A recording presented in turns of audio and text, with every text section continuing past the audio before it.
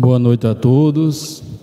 É um prazer, uma honra voltar a fazer a exposição nesta casa. Depois de alguns meses ausentes, nós temos o privilégio de sermos aqui instrumento da espiritualidade amiga e esperamos contar com a colaboração dela, de nosso Senhor Jesus Cristo, para que possamos transmitir a mensagem de hoje, que, como já foi anunciada, trata do capítulo 20 do Evangelho segundo o Espiritismo, que também está presente, essa passagem, no capítulo 20 de Mateus, em que ele aborda a parábola dos trabalhadores da última hora.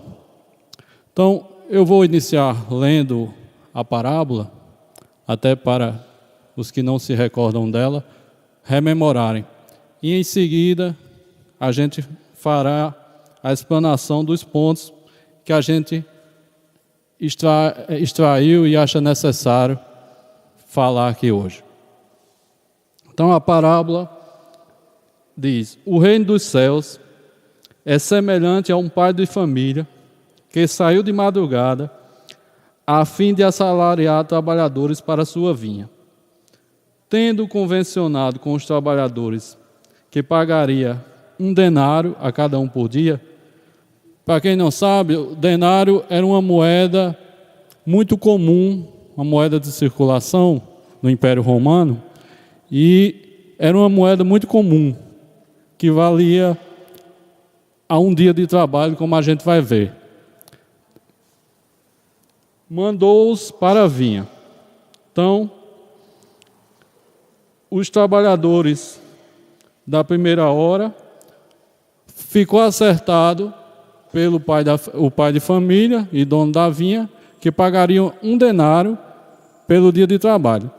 Lembrando que as horas, nessa época, eram contadas diferente de nós, contamos hoje. Nós hoje dividimos o dia em 24 horas. Nessa época, os judeus, os hebreus, dividiam as horas em 6 horas do dia, ou seja, quando havia luz, e 6 horas da noite. Ou melhor, 12 horas do dia, 12 horas da noite. Então, essas 6 horas, eles, no caso, essa primeira hora, melhor dizendo, equivaleria às 6 horas nossa hoje. A terceira hora, que a gente vai ver mais adiante, na parábola, equivaleria a 9 horas. E assim por diante. Até que a 1/10 hora seria por volta de 5 horas da tarde. Então, saiu de novo a terceira hora do dia, ou seja, por volta de 9 horas, e vendo outros que se conservavam na praça sem fazer coisa alguma, disse-lhes: ide também vós outros para a minha vinha, e vos pagarei o que for razoável. E eles foram. Saiu novamente a hora sexta e a hora nona do dia e fez o mesmo. Saiu mais uma vez a hora 1/10, encontrou ainda outros que estavam desocupados, aos quais disse: por que permaneceis aí o dia inteiro sem trabalhar? Disseram eles, que ninguém nos assalariou. Ele então lhes disse: ide vós também para a minha vinha. E aqui a parábola continua na sequência, mas o que eu gostaria de chamar a atenção é que toda a parábola de Jesus tem um elemento estranho, que aparentemente não faz muito sentido. A gente vai ver aqui, mas que é justamente nesse elemento estranho que está contido o ensino moral das parábolas do Mestre. E a parábola continua. Ao cair da tarde, disse o dono da vinha àquele que cuidava dos seus negócios: chama os trabalhadores e paga-lhes, começando pelos últimos e indo até os primeiros. Aproximando-se então, os que só a 1/10 hora haviam chegado, receberam 1 denário cada um. Vindo a seu turno, os que tinham sido encontrados em primeiro lugar, julgaram que iam receber mais. Porém, receberam apenas 1 denário cada um. Recebendo, queixaram-se ao pai de família, dizendo: estes últimos trabalharam apenas 1 hora, e lhes dás tanto quanto a nós, que suportamos o peso do dia e do calor. Mas, respondendo, disse o dono da vinha a um deles: meu amigo, não te causo dano algum. Não convencionaste comigo receber 1 denário pelo teu dia? Toma o que te pertence e vai-te. Apraz-me a mim, dá este último, tanto quanto a ti. Não me é lícito então fazer o que quero? Tens mau olho, porque sou bom? Assim, os últimos serão os primeiros, e os primeiros serão os últimos. Porque muitos são chamados e poucos os escolhidos. Então, daí o nome dado à parábola, né? Trabalhadores da última hora, porque chegaram na 1/10 hora e receberam o mesmo valor daqueles que trabalharam o dia todo, que foram contratados às 6 horas. Mas essa parábola justamente nos traz um elemento diferente, né? Que nós trataremos no decorrer da exposição. E nos traz também outros elementos. Por que uma vinha? Alguém já se perguntou ao ouvir essa parábola ou ao ler, por que uma vinha? Por que não outra coisa? Por que Jesus utilizou esse símbolo da vinha? O que ele estava querendo dizer com isso? Quem é esse dono da vinha que a parábola nos traz aí? Quem seria essa pessoa, esse proprietário, esse pai de família que a parábola nos traz? Também, quem são esses trabalhadores? O que significa esse trabalho que eles estão fazendo? Qual é esse trabalho que eles estão fazendo na vinha? Será que Jesus realmente estava falando das questões materiais? Alguém já se perguntou ao ler esta parábola se Jesus realmente estava tratando das questões materiais? Porque se fosse, o que contestou, o dono da vinha teria razão. Já que ele trabalhou 12 horas, nada mais justo, pelas leis materiais, ele receber mais do que o que trabalhou apenas 1 hora. Se fosse essa a ideia, se Jesus de fato estivesse tratando de questões puramente materiais, então teria que dar razão ao que contestou o dono da vinha. Mas, claro que Jesus não estava falando disso. Jesus trazia uma proposta diferenciada para a humanidade. E como tal, ele deixava mensagens que perpassariam a história da humanidade e que até hoje seriam contadas. Por quê? Porque ficariam para sempre. Porque essas mensagens de Jesus eram como sementes de verdade, que eram plantadas para florescer mais adiante. Jesus enxergava mais adiante. Ele sabia que ali naquele momento não era nem o local, nem a hora de dizer tudo. Ainda faltava alguma coisa que nos faria compreender, enquanto humanidade, as palavras do Mestre. E se ele dissesse tudo, se ele revelasse tudo naquele momento, com certeza as pessoas não entenderiam. Eram pessoas simples, eram pastores, eram agricultores, que só entendiam do dia a dia deles. Por isso Jesus se utiliza de figuras de linguagem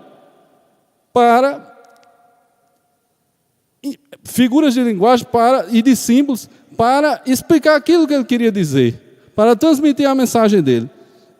E o espírito de Henrique Heine, neste mesmo capítulo 20, no item 3,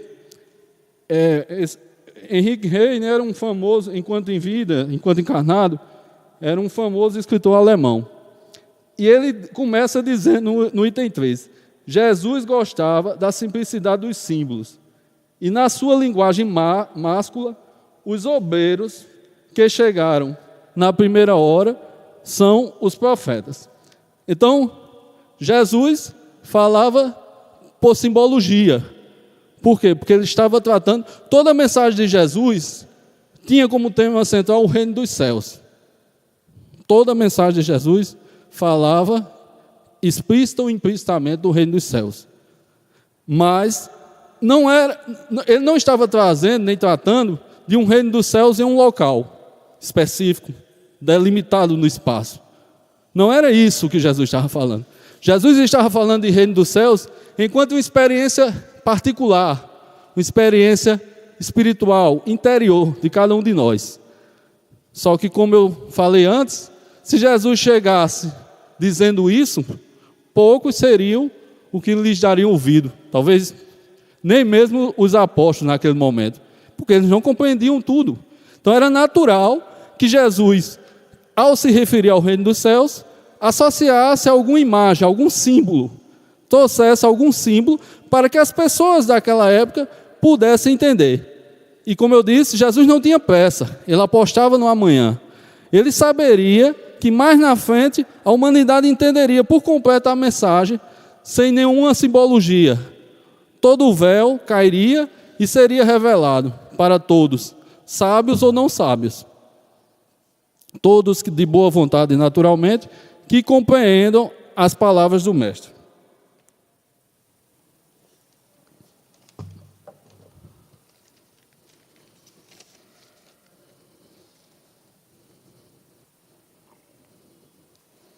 Então, o que nós vemos é que essa parábola diz respeito, tem a ver com a nossa relação com Deus. Jesus começa dizendo: o reino dos céus é semelhante a uma vinha. Então, ou seja, ele está tratando da nossa relação com esse reino, consequentemente com Deus. Por quê? Porque ao se relacionar com Deus, nós definimos todas as outras nossas relações. Se nós temos Deus como um juiz severo, apontando o dedo para os defeitos de cada um, essa vai ser a nossa relação enquanto pais, enquanto filhos, enquanto esposos, enquanto colegas de trabalho. Mas se nós vemos a Deus como um Deus justo e amoroso, como Jesus nos apresenta, isso também vai modificar a nossa relação no mundo exterior, nesse mundo material. Porque a nossa relação vai passar também a ser uma relação de compreensão para com o erro do outro. Uma relação de afeto, de amor, de carinho, de menos julgamento e mais tentativa de compreensão. Então, Jesus é esse Deus e, consequentemente, esse reino que está no interior e no coração de cada um de nós, que Jesus vem nos apresentar. E, justamente, ele apresenta esse Deus como pai de família, como, na parábola, o pai de família, o dono dessa vinha. Mas por que uma vinha? A gente poderia dizer assim, mas por que ele não tratou de outra coisa? Por que exatamente uva? O que é que uva tem a ver com o reino dos céus, com a mensagem que Jesus trazia? E aí eu vou recorrer ao Livro dos Espíritos, que lá tem uma passagem bem simbólica.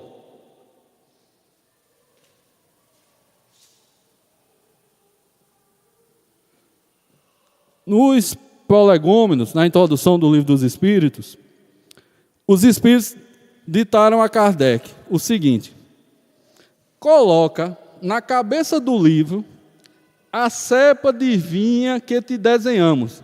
Cepa, para quem não conhece, é caule. Então, porque ela é o emblema do trabalho do Criador. Todos os princípios materiais que podem melhor representar o corpo e o espírito, nela se encontram reunidos. O corpo é a cepa, o espírito é o licor. A alma ou o espírito unido à matéria é o grão. O homem que intessencia o espírito pelo trabalho. E tu sabes que não é senão pelo trabalho do corpo que o espírito adquire conhecimentos. Não sei se vocês conseguem visualizar, mas justamente tem uma cepa de uva desenhada no Livro dos Espíritos, E aí, quem tiver com um livro aí ou em casa, pode se deparar com essa cepa desenhada. Justamente porque os Espíritos, revelando o que Jesus disse, traziam a tradução e a razão de ser uma vinha e não outra coisa. Então, eles comparavam o corpo material, esse corpo físico, a cepa, o espírito, o licor, a substância, o extrato, aquilo que nós temos de essencial. A alma ou o espírito unido à matéria é o gão. E eles terminam dizendo que não é senão pelo trabalho do corpo que o espírito adquire conhecimentos.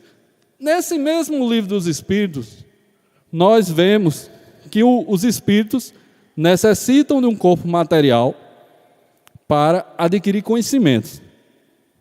Está no livro dos Espíritos, quem tiver curiosidade pode ir procurar. E justamente adquirindo conhecimentos é que o espírito pode evoluir. Por quê? Porque ele vai pôr em prática na carne, na matéria, aquilo que ele aprendeu nesse período até a reencarnação, de reencarnação em reencarnação. E é por meio do corpo que ele vai sublimar os sentimentos dele e consequentemente se expandir, adquirir conhecimento, adquirir experiência, que é para isso que todos nós estamos encarnados hoje, para adquirirmos experiência e sublimarmos os nossos sentimentos. Então, essa razão do corpo está associado à uva, à cepa. Por quê? Porque pela uva, é esmagando a uva que nós extrairemos a essência, o licor, que depois no caso do vinho, depois de um certo tempo, no caso para a formação do vinho, depois de um tempo de fermentação, se transformará enfim no vinho, né? Então aquele licor da uva é o que virará vinho posteriormente, depois de um tempo. Então o espírito se tornará luz, se tornará bem-aventurado, espírito puro, na linguagem do livro dos Espíritos, através de múltiplas experiências na carne.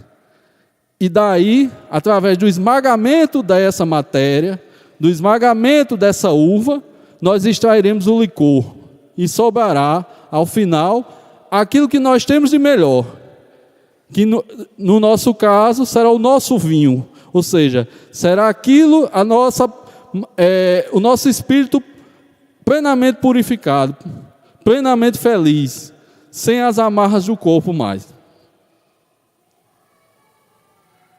Igual ao nosso vinho, quanto mais tempo ele passa fermentando, melhor fica. Nós também, enquanto estamos na experiência da carne, após várias e sucessivas reencarnações, nós também vamos nos sublimando. Nós também vamos adquirindo mais e mais experiência, até que chegará naturalmente o dia de não termos mais necessidade alguma da encarnação. E aí seremos, como eu disse, espíritos bem-aventurados. E a reencarnação somente se apresentará para nós como missão, não como expiação, como atualmente a passamos. Mas, da mesma forma que os espíritos evoluem, os mundos também evoluem. A Terra já foi um mundo primitivo. Hoje é um mundo de expiação e provas. Chegará o dia que será um mundo de regeneração. Isso é fato. E, naturalmente, a humanidade que habita a Terra, no início, pensava e agia completamente diferente da humanidade atual. Como a humanidade, quando a Terra for um mundo melhor, um mundo de regeneração, também agirá diferentemente da de hoje. Isso é fato. Mas existe também a interpretação de que Jesus, ao tratar dessa parábola, estava tratando de trabalhadores que passaram ao longo da humanidade e que vieram deixar sua mensagem, como ele próprio fez. Então, nós podemos dizer que os trabalhadores da primeira hora, aqueles que começaram às 6 horas da manhã, se a gente fosse fazer uma analogia com os tempos atuais, foram Moisés e todos os profetas, que primeiro tiveram que trazer essa mensagem mais dura. Moisés tratava com crianças mesmo, do ponto de vista espiritual, crianças. Eram pessoas que não entendiam nada além do material. Todas as promessas para o povo hebreu eram de vitória neste mundo, de prosperidade neste mundo. Então eles só sabiam disso aqui, eles só conheciam isso aqui. Eles tinham uma ideia muito vaga do que seria a vida futura. E como é que a gente trata com crianças? Sobretudo em tenridade. Não pode. Se colocar o dedo vai levar um choque. Se pegar em faca, vai se cortar. É sempre não. Como eram os mandamentos de Moisés em sua maioria. Não matarás, não cometerás adultério. Então, era a linguagem do não, da privação. Por quê? Porque ele estava tratando com crianças. Moisés, inclusive, chegou a proibir, está lá em Deuteronômio, a fala com os mortos, né? A fala com os desencarnados. Por quê? Por que será? E só está em Deuteronômio essa passagem. Você pode procurar o Evangelho de capa a capa, tanto o velho quanto o novo, que você só vai encontrar essa proibição em Deuteronômio. Por quê? Porque Moisés estava tratando com crianças espirituais que inclusive se utilizavam dos espíritos para obter informações do mundo material. Ou seja, eles iam lá fazer adivinhação, querer saber o futuro. Eu posso vender esse carneiro vai me dar lucro se eu vender ele. Eu vou me casar com tal pessoa, com qual pessoa. Então, eles utilizavam o diálogo, o contato com os espíritos para coisas materiais, coisas menores, coisas superficiais. E Moisés, como tinha uma evolução espiritual muito maior do que a deles, tanto que foi escolhido para ser um dos primeiros a trazer a mensagem. Então, ele percebia isso, ainda que intuitivamente. Ele tinha consciência disso. E é lógico, você não vai deixar uma criança brincar com fogo porque ela vai se queimar. Então, como é que ele ia deixar aquelas pessoas, aquele povo dele, tratar com os mortos, como está lá em Deuteronômio, se eles ainda não tinham condições, ainda não tinham adquirido o conhecimento necessário para um diálogo realmente frutífero, uma coisa realmente produtiva. E, sabiamente, Moisés fez isso. E muitos outros vieram na sequência, né? O próprio Jesus, se a gente imaginar a humanidade como uma orquestra, Jesus é o nosso grande maestro, né? Então, ele, à medida que a humanidade evolui, que adquire a maioridade, então sai da infância e passa a maioridade, já chegou à juventude, o próprio Jesus reencarna e vem ele mesmo dar a mensagem. Vem ele pessoalmente conferir a obra dele. E vem, naturalmente, introduzir novos conceitos. Por quê? Porque uma criança para um jovem tem uma diferença enorme.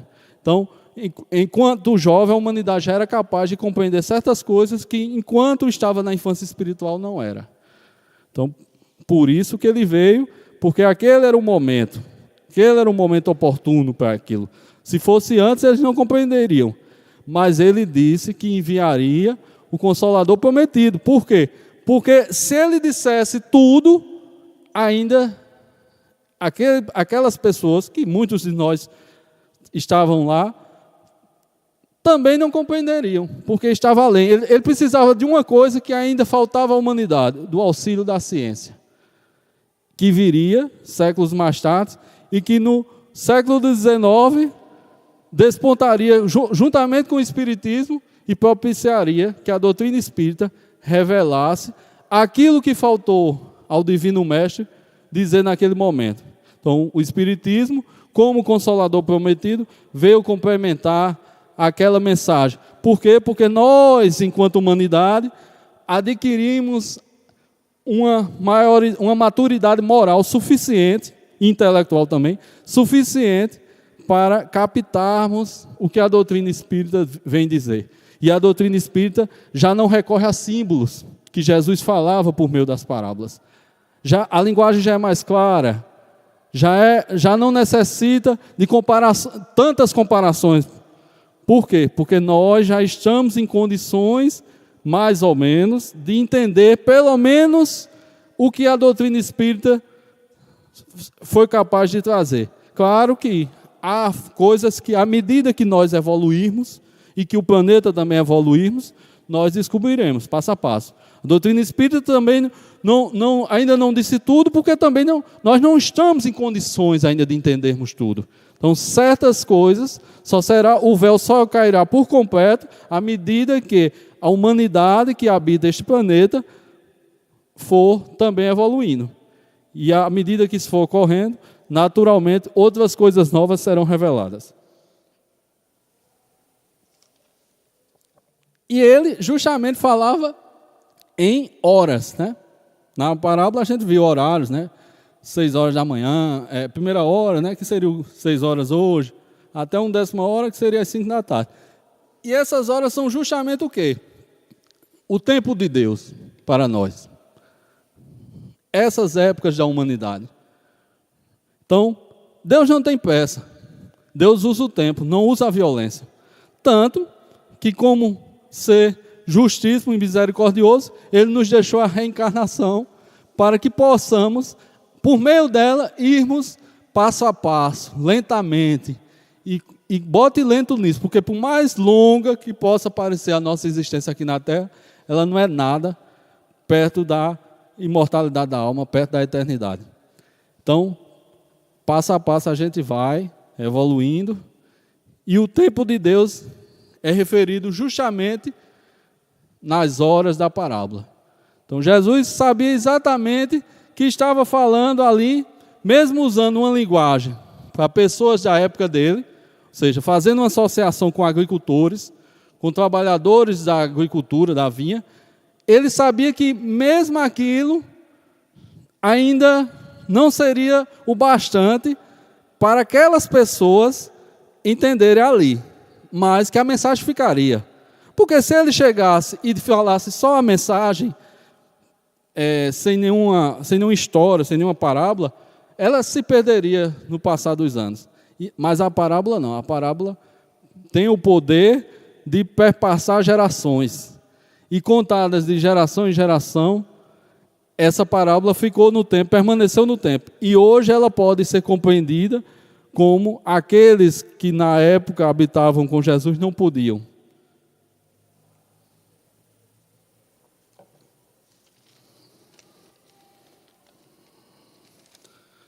Mas então, nós vemos que nós já descobrimos o que é a vinha, quem é o Senhor da vinha, quem são esses horários, né, as horas que são tratadas nessa vinha. Mas e esses trabalhadores, quem são afinal, que a parábola nos traz? Quem seriam esses trabalhadores? Então, o trabalho na vinha é aberto a todos. Tanto que o dono, o pai de família, foi na primeira hora e foi na 1/10 hora procurar trabalhadores para a vinha dele. Ele não fez escolhas. E aqueles que estavam na 1/10 hora estavam receptivos à mensagem. Esperaram. Imagine você esperar de 6 da manhã até 5 da tarde por um trabalho. E você imaginar que naquela época talvez fosse o único trabalho que você tinha e mais ainda, que você dependeria disso para comer no dia seguinte ou até mesmo naquele dia. Mas eles foram persistentes e disseram que não saíram de lá, mas que não tinham ido trabalhar, responderam ao dono da vinha que não tinham ido trabalhar porque ninguém os havia remunerado, ninguém os havia contratado, mas eles permaneceram fiéis, estavam lá e foram chamados. Vão vocês também trabalhar na minha vinha, disse o Senhor. E esses trabalhadores todos somos nós, humanidade inteira, que hoje estamos encarnados neste mundo, mas que já estivemos ou estaremos em outros mundos também.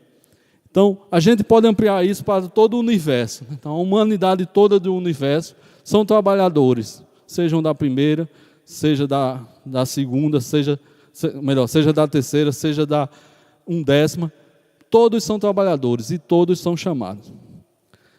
E, por último, a questão que fica, nós já estamos na última hora, segundo nos revelam todos a codificação espírita, estamos num período de transição, a Terra caminha para se transformar, finalmente, sair de um planeta de provas e expiações para um mundo de regeneração. E nesse grande expurgo espiritual, talvez muitos de nós, ou a maioria da humanidade, não tenha a oportunidade de reencarnar na Terra de imediato, quando esse planeta passar um mundo de regeneração. Teremos que adquirir novas experiências, novas encarnações em mundos equivalentes à nossa faixa vibratória, à nossa evolução espiritual.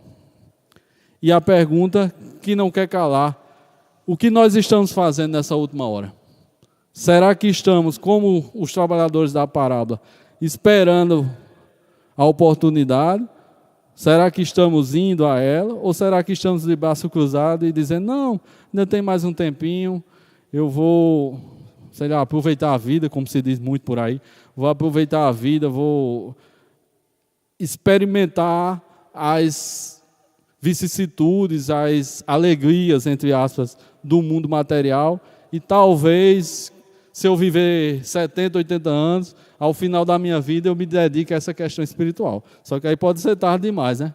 Pode ser, nós podemos estar desperdiçando a nossa última encarnação aqui na Terra. E talvez não tenhamos outra chance tão cedo de voltar a este planeta. Então, a pergunta que, novamente, volto a repetir, a pergunta que fica, o que estamos fazendo nessa última hora? Será que estamos sendo trabalhadores fiéis, trabalhando com afinco, com ardor? Porque o dono da vinha remunerou a todos. Ele não se importou com os que trabalharam 12 horas ou os que trabalharam só 1 hora. Remunerou de igual forma. Por quê? Porque aqueles da última hora trabalharam tanto ou quanto ou mais do que os da primeira. Claro que tiveram, trazendo isso para a questão espiritual, a gente foi facilitado, vamos dizer assim, pelos conhecimentos que vieram antes de nós, né? Então, aqueles trabalhadores, os mártires que tiveram que ser perseguidos, mortos, esses, vamos dizer assim, trabalharam mais arduamente. E nós fomos abençoados com o que eles deixaram de lição para nós. Se hoje estamos aqui hoje, foi graças a essa experiência deles. Esse propósito, esse trabalho deles foi que permitiu à humanidade caminhar até aqui. E se hoje já podemos contar com essa luz que se chama Espiritismo, com a doutrina espírita, foi graças ao trabalho deles. Mas a solidariedade existe entre este mundo e entre todos os mundos. Então, nós fomos agraciados por eles, mas seríamos de qualquer forma, porque se não fosse Moisés, seria outro missionário, se não fosse o próprio Kardec nos trazendo a doutrina espírita, outro viria no lugar. Porque o tempo de Deus tinha chegado naquele momento para a humanidade. Então, a humanidade saía da sua infância, alcançava a juventude e se tornava madura. A humanidade já era capaz de compreender a doutrina espírita, já era capaz de compreender que por meio de experiências na carne, experiências no corpo físico, nós vamos amadurecendo, nós vamos nos tornando luz, nós vamos evoluindo espiritualmente. E aí, finalmente, quando não precisarmos mais da experiência do corpo, nos tornaremos vinho. Não precisaremos mais nascer uva, como nós nascemos a cada encarnação. Então, deixaremos de ser uva para nos tornar vinhos. Mas alguém pode dizer assim, a oportunidade me faltou até hoje. Eu não tenho oportunidade de trabalho, no trabalho do bem. Nunca fui chamado, o dono da vinha, nem algum mensageiro dele, me convidou para trabalhar na vinha. Eu estou aqui à disposição, mas nunca fui convidado para trabalhar no bem. E aí cada um se responda no íntimo. Será que é isso mesmo? Será que a oportunidade no trabalho do bem não nos bate a porta todos os dias? Será que só estamos tendo a oportunidade de trabalhar no bem se estivermos engajados numa igreja, num centro espírita? Será que é isso mesmo? Será que não podemos desempenhar em qualquer... começar da nossa casa, né? Indo para o nosso trabalho, para o nosso bairro, para a comunidade que a gente mora. Será que a gente não pode, a partir desses locais que eu falei, desempenhar esse trabalho no bem? Será que necessitamos, primeiro, de um convite? É essa a pergunta que eu quero que cada um responda no seu íntimo. Eu, pelo menos para mim, acredito que a oportunidade bate todos os dias. A minha porta, inclusive. Algumas vezes eu desperdiço, talvez na maioria das vezes, outras não. E assim vamos caminhando. Mas o importante é que estejamos ali, fiéis no trabalho, fiéis no propósito, se queremos seguir. Hoje, se já estamos aqui, quando poderíamos estar em qualquer outro lugar, já demos um passo adiante. Ainda é pouco, mas já demos um passo. Talvez, numa encarnação passada, nós nem se interessássemos por esse tema. Preferiríamos estar fazendo qualquer outra coisa. Talvez nós, em encarnações passadas, fomos os que jogaram pedras no Smarties, foram os que condenamos, entre aspas, pedimos a condenação de Jesus. Quem sabe? Se hoje estamos aqui, é porque foi nos dado a oportunidade de, por meio de existências sucessivas, evoluirmos e conseguirmos, pelo menos, já ter uma espiritualidade. Já é o caminho. Como eu disse, não é tudo, é o primeiro passo. Reconhecendo isso, o passo seguinte é: o que eu posso fazer para me tornar uma pessoa melhor e, consequentemente, me tornar um ser coletivo melhor? Porque enquanto nós nos melhorarmos, nós também melhoraremos tudo em nossa volta. Então, tudo à nossa volta, toda a sociedade, todos os que nos rodeiam se melhorarão com a nossa melhora interna. Então, é o que cada um deve se responder. Cada um deve procurar. Será que estamos ainda naquela fase de só não praticar o mal e achamos suficiente, que isso é o bastante? Será que é só isso que basta? Ou, além de não fazer o mal, precisamos também fazer o bem, como diz Kardec, como diz os Espíritos Superiores a Kardec no Livro dos Espíritos. Então a mensagem já foi dada, né? O roteiro já foi traçado. Inclusive o próprio Kardec tem um capítulo que ele trata, no próprio Evangelho, sobre os bons espíritas. Ali está o roteiro, para quem quiser seguir. Então, basta... Sei que a luta é difícil, é árdua, né? Tanto que estamos até hoje por aqui, não por acaso, mas com um pouco de esforço, de dedicação, de fidelidade à mensagem de Jesus, seremos capazes, sim, de vencermos as nossas más tendências e de nos melhorarmos moralmente, que é isso que caracteriza um bom espírita. E o espírita sincero e verdadeiro. É a melhora moral dele e o esforço que ele faz diário, contínuo, para vencer suas más tendências. Que, claro, como eu disse, é um esforço contínuo. Jesus mesmo já dizia: orai e vigiai. Porque não é fácil. Não é uma coisa que a gente vai conseguir do dia para a noite. Também, possivelmente, não vai conseguir nesta encarnação. Mas vai tentando, vai tentando, vai tentando. E se sairmos daqui, como diria Chico, se chegarmos ao túmulo melhor do que quando chegamos ao berço, já valeu a pena essa existência. Se formos, de fato, se atendermos, de fato, a proposta da doutrina espírita que ela nos apresenta, com certeza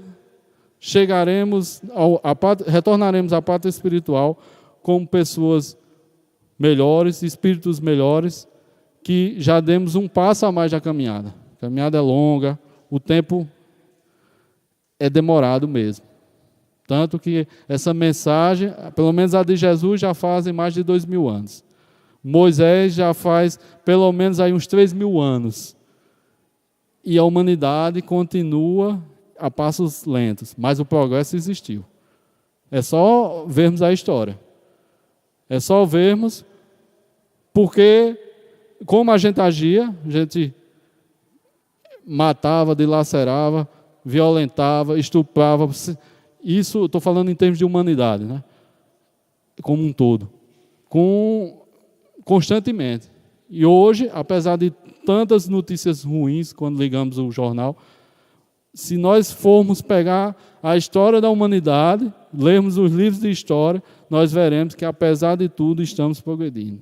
Estamos evoluindo, passo a passo, mas o progresso é lento.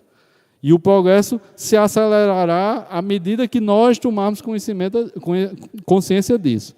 Que a mudança que eu quero para o mundo começa em mim. A partir do momento que eu faço a minha parte, eu estou dando, pelo exemplo e não pela palavra, aquilo que os outros, indicando aquilo que os outros devem seguir. Pelo exemplo, porque o exemplo arrasta. E se isso tanto é para o bem quanto para o mal. Se eu for dar um mau exemplo também, com certeza eu vou encontrar várias outras que se identificam com aquele mau exemplo. Mas a gente já está tão cheio na nossa sociedade, na nossa humanidade, de maus exemplos, então fica a mensagem para que a gente possa refletir sobre isso. O que estamos fazendo nessa última hora que nos resta? Será que estamos sendo realmente trabalhadores dignos de recebermos aquele mesmo denário que a parábola nos fala, aquela mesma recompensa dos trabalhadores da primeira hora? Será que somos realmente dignos? Que cada um reflita, analise e se identifique com essa parábola, se identifique de tal forma que possibilite que a partir de hoje, ao sair daqui, ou ainda aqui, de preferência, a gente possa se engajar em alguma coisa de útil para a humanidade, alguma coisa que traga, de fato, um bem para mim, enquanto ser individual, enquanto essência divina, como para o meu irmão, como para o meu próximo. Então, essa mensagem que eu gostaria de deixar, e, se me permitam, eu gostaria de ler uma mensagem do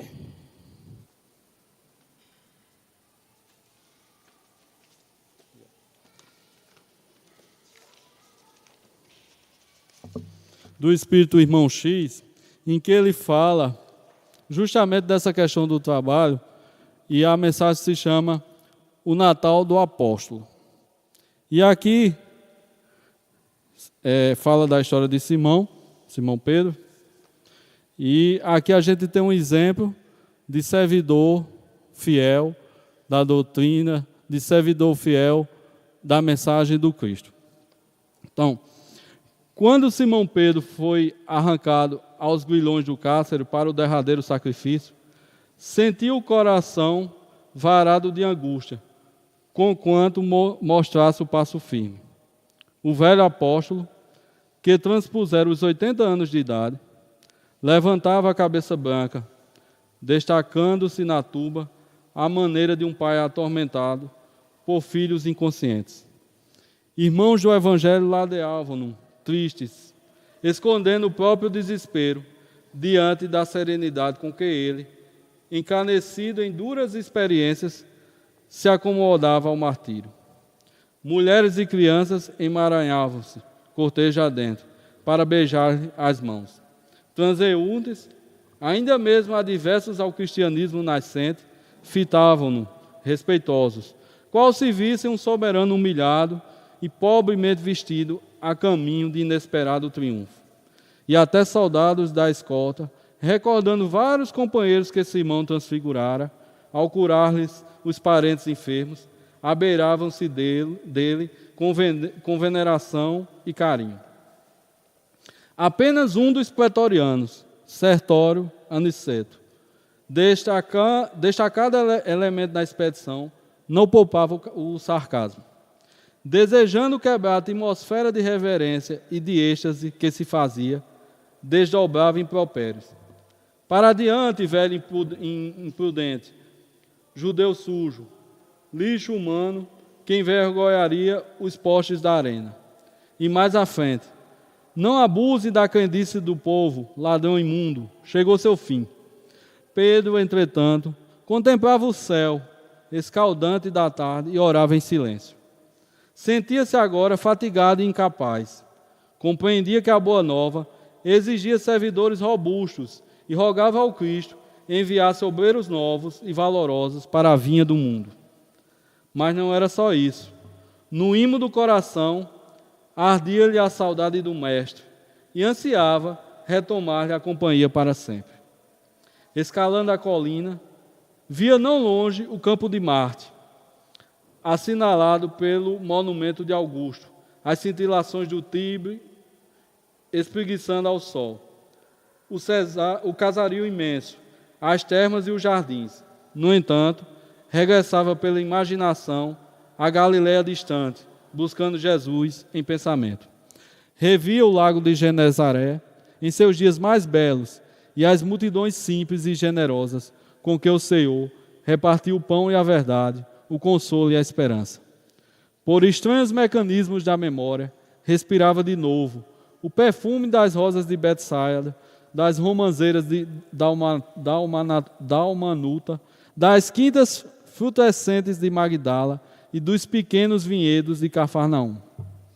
Apesar do calor reinante, rememorava a pesca e supunha-se envolvido pelo sopro da brisa, quando a barca sobrestava as ondas calmas. Reconstituía elevado as pregações do divino amigo e parecia-lhe jornadear de retorno à família das crianças e dos enfermos, das mães sofredoras e dos velhinhos que ele próprio lhe entregara ao coração. Atingido o local do suplício, confiou-se automaticamente aos soldados, que o desnudaram, e como se estivesse hipnotizado pela ideia do reencontro, sofregamente aguardado, quase nada percebeu dos martelos, rudemente manobrados, que lhe apresavam pés e mãos ao lenho que se erguera de improviso. Em derredor, escutava os protestos velados das centenas de espectadores da lamentável exibição, de mistura com as preces dos companheiros agoniados. Detido, porém, na ânsia de repouso, Pedro não via que o tempo se escoava, sem que lhe desfechassem qualquer golpe. Aqui e além, grupos em orações e lágrimas salientavam-se de mãos postas. Contudo, a morte tardava. Aniceto, entretanto, não o perdia de vista, e reparando que o crepúsculo baixava, atirou-lhe pontiagudo calhau à cabeça e gritou: "Morre, bruxo!" O apóstolo observou que o sangue esguichava, mas, sem qualquer reação, rendeu-se a invencível torpor, qual se fosse repentinamente anestesiado por brando sono. Semelhante impressão, contudo, perdurou por momentos. O ancião, após desalgemar-se do corpo, identificou-se espiritualmente livre e eufórico, ao pé dos próprios despojos, e alheio ao algazarra em torno, contemplou o firmamento, onde os astros se inflamavam, como se dedos invisíveis acendessem lumes deslumbrantes para uma festa no céu. Espantado, observou que um homem descia do alto, como que materializado pela fulguração das estrelas. E decorridos alguns instantes de assombro, viu Jesus, a 2 passos, a endereçar-lhe um inovidável sorriso. "Mestre!" clamou, inclinando-se para beijar o chão que ele pisava. O Messias redivivo tomou-o nos braços e partiu, conchegando-o ao coração, qual se transportasse frágil criança. Por várias semanas restaurou-se Pedro, na estância de luz que o Cristo lhe reservava. Junto dele, visitou paragens de inexprimível beleza, recolheu lições preciosas, presenciou espetáculos soberbos da grandeza cósmica e abraçou afeições inesquecíveis. Quando mais integrado se reconhecia no plano superior, eis que o celeste companheiro lhe anuncia nova separação. Que o discípulo descansasse quanto quisesse, elevando-se às excelsas regiões. Ele, porém, devia ausentar-se. "Senhor, aonde vais?" indagou o apóstolo, penosamente surpreendido. E Jesus, indicando-lhe escuro recanto da vastidão, em que se adivinhava a residência planetária dos homens, informou sereno: Pedro, enquanto houver um gemido na terra, não me será lícito repousar. Então, Senhor, eu também. E como outrora, demandaram juntos os quadros de ação em que se lhes evidenciasse o amor sublime. Atraídos por centenas de vozes, atravessaram Roma, parando por fim em espaçoso cemitério da Via Ápia, mergulhado na sombra noturna. A multidão cantava, glorificando o Senhor. Não obstante o Natal estivesse na lembrança de poucos, rememorava-se ali, diante da imensidão constelada, a melodia dos mensageiros angélicos. Simão, fremindo de emotividade, começou a chorar de alegria. Anelava ser bom, aspirava a ser irmão da humanidade. Queria auxiliar a construção do reino de Deus e homenagear a manjedoura de Belém, ofertando algo de si mesmo em louvor do Evangelho. Nesse interim, aproximou-se Jesus e disse-lhe ao ouvido: Pedro, alguém te chama. O apóstolo voltou-se e, admirado, enxergou na pequena comunidade um homem triste, carregando nos braços um pequenino agonizante. Era Aniceto, a rogar-lhe mentalmente se lhe compadecessem do filhinho que a febre devorava. Qual se registrasse à presença, expunha-lhe os remorsos que amargava e pedia-lhe perdão. O antigo pescador não hesitou. Depois de oscular-lhe a fronte suarenta, afagou a criança atribulada, impondo-lhe as mãos, e ali mesmo, magneticamente tocado por forças renovadoras e intangíveis, o menino despertou, lúcido e refeito, enlaçando-se ao pai, a afeição da ave assustada que torna a segurança do ninho. Aniceto, no íntimo, compreendeu o socorro e a bênção que recebia, e renovado, começou a cantar em lágrimas de júbilo: glória a Deus nas alturas, paz na terra e boa vontade para com os homens. Para o rude legionário de César começava nova vida, e para Simão Pedro o serviço continuou. Muita paz a todos.